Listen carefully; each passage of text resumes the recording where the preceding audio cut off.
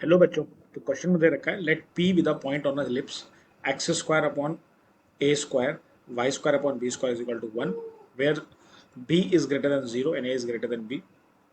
Let the line parallel to y axis through P meet the circle x square plus y square is equal to a square at the point Q such that P and Q are on the same side of the x-axis.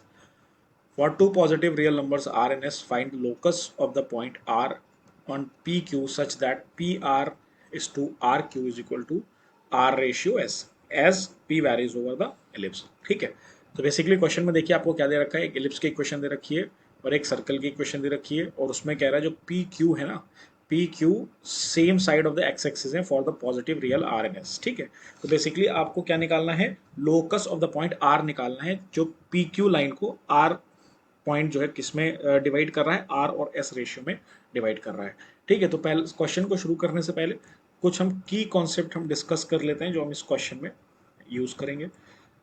सबसे पहला देखिए की concept क्या होता है कि section formula हम इस क्वेश्चन में बेसिकली यूज करेंगे. तो जो सेक्शन फॉर्मूला होता है,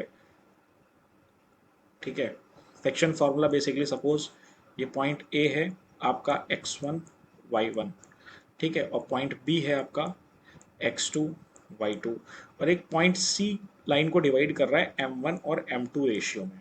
तो जो सी पॉइंट के कोऑर्डिनेट्स हैं x, y उनको निकालने के लिए हम सेक्शन फार्मूला यूज करते हैं, दैट इज सी एक्स को वाई. यहाँ से फार्मूला क्या हो जाएगा, m1 x2 plus m2 x1 upon m1 plus m2. ठीक है, और जो y के कोऑर्डिनेट्स हो जाएंगे वो m1 y2 plus m2 y1 upon m1 plus m2. ठीक है, ये होता है बेसिकली फार्मूला. उसके बाद एक बेसिक आइडेंटिटी होती है that is sine square theta plus cos square theta is equal to 1. उसके बाद अगर आपको कोई एक पैरामेट्रिक पॉइंट लेना है, any parametric point, any parametric point on ellipse, ellipse पे आपको सपोज लेना है P, सपोज P पॉइंट आपको लेना है तो वो पैरामेट्रिक पॉइंट क्या हो जाएगा, A cos theta comma B sin theta. ठीक है, अगर आपको कोई सेम पैरामेट्रिक पॉइंट लेना है किस पे, सर्कल पे, तो सर्कल पे भी देखो सपोज आपने सर्कल पे कोई पॉइंट Q ले लिया तो सर्कल पे देखो क्या होता है, A cos theta comma A sin theta.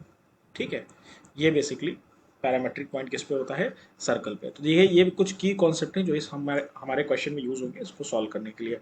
ठीक है, तो चलिए सबसे पहले देखिए हम पॉइंट ले लेते हैं. देखिए यहाँ पे कह रहा है एक एलिप्स है और एक सर्कल है. ठीक है, तो y axis through point P, circle x square y square at the point Q. ठीक है, such that P and Q are on the same side. तो सबसे पहले देखिए let the point on ellipse B,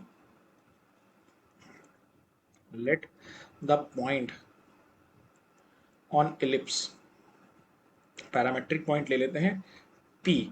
ठीक है, क्या पॉइंट हो जाएगा, A cos थीटा कमा B sin थीटा. ठीक है, ये हो गया. उसके बाद late the point on circle, late the point on circle. ठीक है, सर्कल पे भी एक पॉइंट आपने ले लिया. सर्कल पे पॉइंट आपने कौन सा ले लिया, A cos theta, Q point ले लिया A cos थीटा कमा B sin थीटा. ठीक है, ये पॉइंट आपने सर्कल पे ले लिया. ठीक है, तो उसके बाद हमने कहा let R be the locus, let R be the locus. ठीक है, और R के कोऑर्डिनेट्स क्या हो जाएंगे बेटा, एच कॉमा के. जब हम लोकस फाइंड करते हैं तो एच और के में फाइंड करते हैं.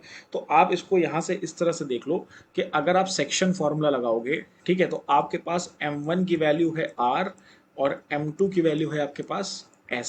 ठीक है, और ये वाला जो है ना, ये आपको मैं यहाँ पे मार्क कर देता हूँ, ये आपके पास सपोज x1 y1 हो गए कोऑर्डिनेट्स, ये आपके पास x2 y2 हो गए. बस अब आपको सेक्शन फार्मूला लगा के सारी वैल्यूज पुट कर देनी है.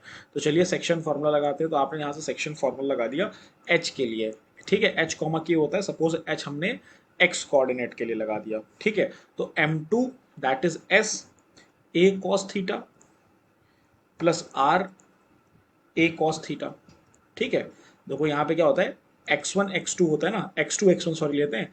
तो देखो ये सबसे पहले देखो हमने x2 लिया फिर ये x1 ले लिया.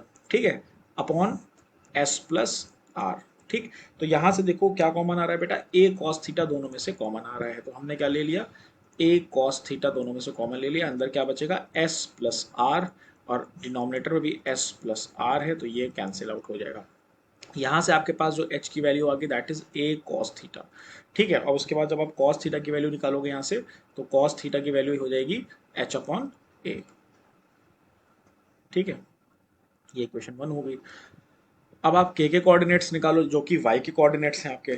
ठीक है, तो के कोऑर्डिनेट जब आप यहाँ से निकालोगे तो क्या हो जाएगा, एस बी साइन थीटा, ठीक है, plus r a sine theta upon s plus r. अच्छा, यहाँ से कॉमन क्या आ रहा है, यहाँ से सिर्फ साइन थीटा कॉमन आ रहा है, तो k is equal to sine theta आपने बेटा यहाँ से कॉमन ले लिया, तो यहाँ से आपके पास क्या बचेगा, b s plus a r. ठीक है, और जो डिनोमिनेटर का एस प्लस आर है हमने वो इधर मल्टीप्लाई में भेज दिया एस प्लस आर। ठीक है, तो यहाँ से साइन थीटा की वैल्यू देखो आपके पास बेटा क्या आ गई, sine theta is equal to k s plus r upon, बेटा ये एस जो है वो स्मॉल है, b s plus a r, ये वैल्यू बेसिकली आपके पास साइन थीटा की आ गई, और ये आपके पास इक्वेशन 2 हो गई। ठीक है, तो अब देखिए फ्रॉम इक्वेशन 1 एंड इक्वेशन 2, यहाँ से हम क्या कह सकते हैं, फ्रॉम इक्वेशन 1 एंड 2, तो एक आइडेंटिटी मैंने आपको स्टार्टिंग में बताई थी, that is sine square theta plus cos square theta is equal to 1। Sine theta की भी वैल्यू आपके पास है, कॉस थीटा की भी वैल्यू आपके पास है, तो आपने वैल्यू पुट करी, तो यहाँ से देखो क्या हो जाएगा, k s plus r upon b s plus a r, इसका आपने किया whole square plus h upon a whole square is equal to 1। अब देखो रिप्लेस, हम लोग लोकस में क्या करते थे, रिप्लेस एच कॉमा के बाई एक्स कॉमा वाई, भाई एक्स वाई से हम रिप्लेस कर देते थे, तो के जो है आपका वाई है और एच जो है वो आपका एक्स है, तो यहाँ से देखो फाइनल इक्वेशन लोकस की के क्या आ जाएगी, y s plus r upon b s plus a r whole square x upon plus x upon a whole square is equal to 1। तो this is the final equation of the locus, यही आपकी final equation of locus है and यही आपका correct answer है।